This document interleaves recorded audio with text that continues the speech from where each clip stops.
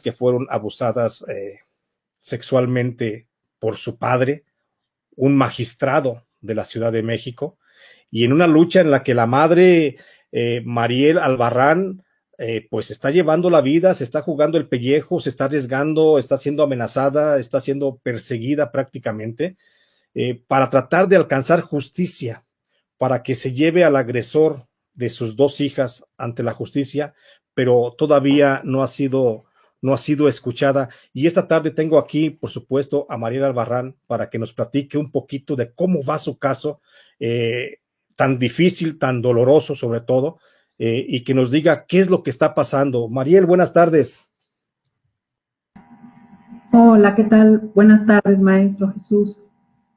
Agradezco mucho el espacio, que usted esté interesado en visibilizar todos estos temas, pero en específico que es la violencia sexual infantil, un tema al que nadie quiere entrarle.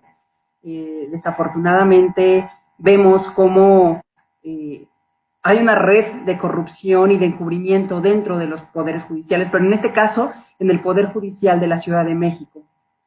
En septiembre de 2019, la violencia sexual en contra de mis dos hijas, de entonces casi 7 años y 5 años de edad.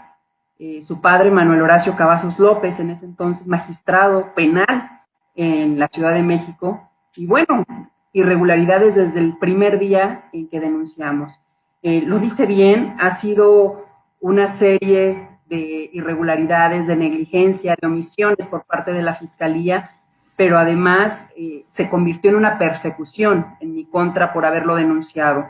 Actualmente tengo 3 denuncias en mi contra, y en estos días vino la Policía de Investigación a mi casa a decir que venía a cumplimentar una orden de aprehensión en contra de un tal Oscar Manuel, lo cual es falso, porque decidieron determinar el no ejercicio de la acción penal en la carpeta de investigación. A través de un comunicado de prensa, yo me entero no porque me haya notificado la Fiscalía de manera personal, sino porque lo subieron a redes sociales y lo compartieron en diversos medios, en donde dicen que no tienen elementos para llevar a este hombre ante un juez, lo cual es totalmente falso. ¿Por qué? Porque no solo existe el testimonio de mis hijas, existe su testimonio delante de autoridades, Ministerio Público y peritos, existen peritajes públicos y privados que dan cuenta de las agresiones, que confirman la violencia sexual, que dan cuenta de la sintomatología, y además en el caso de los dictámenes de la Fiscalía dicen los hechos ocurrieron. La niña es congruente con lo que narra en el Ministerio Público, con lo que me está diciendo a mí como perito. Además existen informes del Centro de Atención a Víctimas de Delitos Sexuales de parte de la Fiscalía, en donde de nueva cuenta informan sobre la sintomatología, confirman las agresiones y además recomiendan la no convivencia con el agresor. Lo mismo sucede con los informes de Adivac, una institución con 30 años de experiencia que ha atendido a mis hijas durante este año y medio de ir y venir, y bueno, nos damos cuenta que denunciamos por unas cuantas cosas. Sin embargo, la violencia sexual que ella ha narrado a lo largo de este año es muchísimo más grande, ¿no? Usted comentaba al inicio de un abuso sexual, precisamente así iniciaron la carpeta de investigación por abuso sexual, pero no, se trata de una violación equiparada. ¿Por qué? Porque en el caso de las dos, en repetidas ocasiones, muchas, en palabras de mi hija menor al Centro de Atención a Víctimas de Delitos Sexuales, dice, me lo hizo muchas veces, me lo hizo toda mi vida, ¿no? Entonces, introducía los dedos, aplicaba cremas con olor y sabor, y bueno, tenemos todo lo que les acabo de comentar, más los audios. Cuando ellas me narran la violencia sexual, corro por mi teléfono, las grabo, pero además en esos audios que ha mantenido ocultos la Fiscalía, interviene el agresor. Se hace una transcripción y en esa transcripción cambian palabras. La Fiscalía se atrevió a cambiar palabras de mis hijas para darles un sentido distinto. Por ejemplo, en una ocasión ella llama pidiendo, suplicando que vaya por ella, está llorando y me dice, mamá, ven por mí, no puedo estar feliz. Y la Fiscalía mañosamente lo cambia por un mamá, quiero que seas feliz. En esta carpeta de investigación nos han negado el derecho a ampliar entrevista, en los últimos meses nos negaron el acceso a la carpeta de investigación. Cuando decido alzar la voz y decido denunciar a los funcionarios públicos que han obstaculizado la carpeta, es cuando terminan el no ejercicio de la acción penal. Sí, Mariel, ¿por qué consideras tú que en este momento justamente no puede haber una aplicación de justicia en este caso tan aberrante?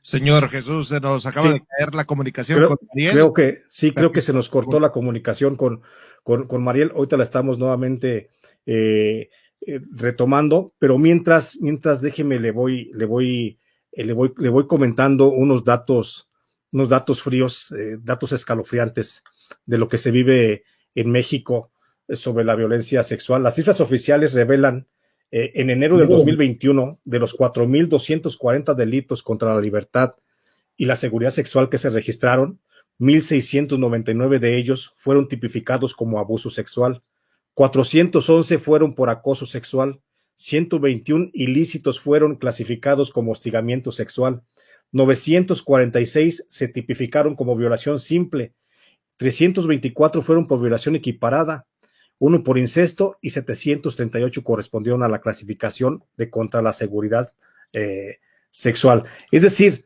en México la violencia sexual, de acuerdo a las cifras oficiales sobre agresiones sexuales que exhibe el Secretario de Seguridad Pública, solo en enero de este año en todo el país se registraron 4.240 delitos contra la libertad y la seguridad sexual. Son actos sexuales completados o intentados en contra de la voluntad de la víctima o como de ésta sean capaces de consentirlo debido a su edad. Es decir, estos delitos serían solo el 10% de los que visiblemente se pueden conocer, porque la mayoría de las víctimas nunca acuden ante una instancia, y como es el caso ahora de Mariel Albarrán, que va ante la instancia judicial para reclamar justicia, pues es tratada de manera despectiva, se le está violentando su derecho al acceso a la justicia, se está violentando el derecho de las niñas a la propia justicia y se está, por supuesto, agrediendo jurídicamente en estos casos. Ya tenemos a Mariel de regreso, ¿no? Una disculpa, sí. No, se cortó. Adelante, Mariel. Estabas platicando. Sí, me quería hacer una pregunta. Sí, te preguntaba concretamente que entonces en este momento del proceso, bueno, de este intento de inicio de un proceso penal contra el agresor de tus dos hijas, ¿qué es lo que está obstaculizando la impartición de justicia, Mariel? Que es la corrupción y el tráfico de influencias. ¿Por qué? Porque diversos funcionarios que colaboraron hace años en la Fiscalía de la Ciudad de México con el gobierno de Miguel Ángel Mancera, aún están aún están operando, vamos. Y fue Miguel Ángel Mancera quien nombra juez y nombra magistrado al agresor de mis hijas. Pero además, la corrupción en todos los niveles. ¿Por qué? Cuando decido denunciar en septiembre de 2019, tardan 3 meses para pasar la carpeta a mesa de trámite. ¿Qué significa? Que un funcionario la tuvo en su oficina todo el tiempo, esperó hasta que llegó la entrevista del agresor.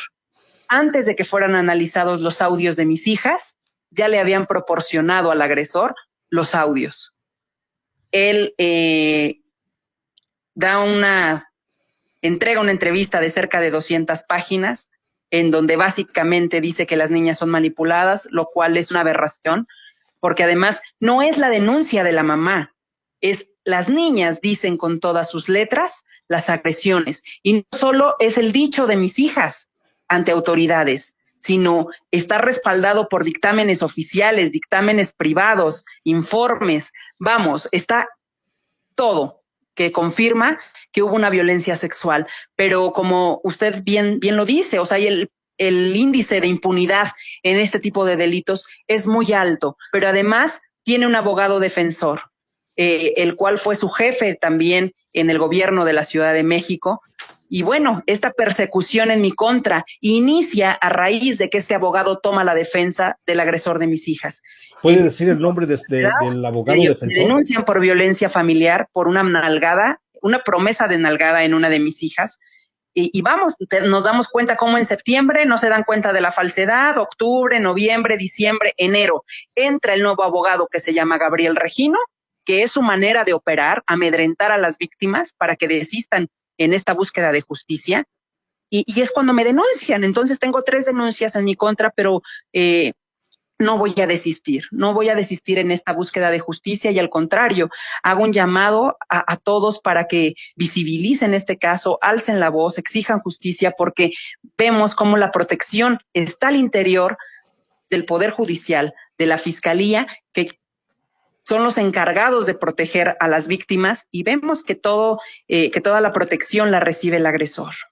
Sí, Mariel, nada más para aclarar un poquito a la audiencia, Gabriel Regino, que es hoy el abogado defensor del agresor de tus 2 hijas, pues hay que recordar que fue mencionado en el juicio del Chapo Guzmán, donde narcotraficantes de peso, Alexis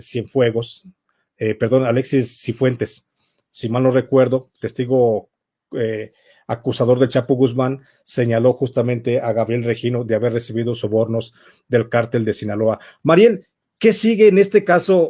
¿Temes por tu vida? ¿Qué vas a hacer? ¿Qué continúas haciendo?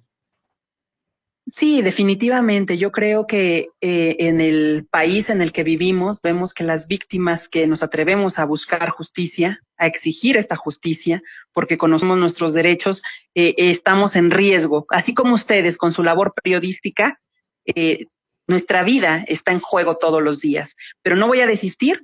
¿Qué sigue? Vamos a impugnar. Ya impugnamos ante el juez de control, que, bueno, la verdad es que ahora es su casa, vamos a su casa, al Poder Judicial, pero vamos a impugnar. ¿Por qué? Porque se han violentado de todas formas de todas las formas posibles nuestros derechos. Entonces, ¿qué va a pasar? Que un juez de control va a decidir sobre este no ejercicio que determinó la Fiscalía. ¿Estás buscando que la Fiscalía General de la República pudiera traer el caso, Mariel?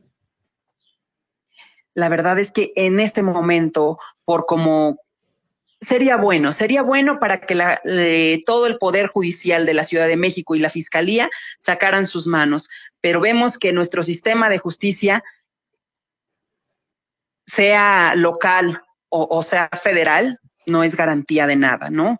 Entonces podría llegar incluso con estas violaciones de derechos humanos a la Corte Interamericana, pero lo que tenemos que hacer es visibilizar para cambiar la forma de operar de nuestros funcionarios, ¿no? Que acabar con esta corrupción.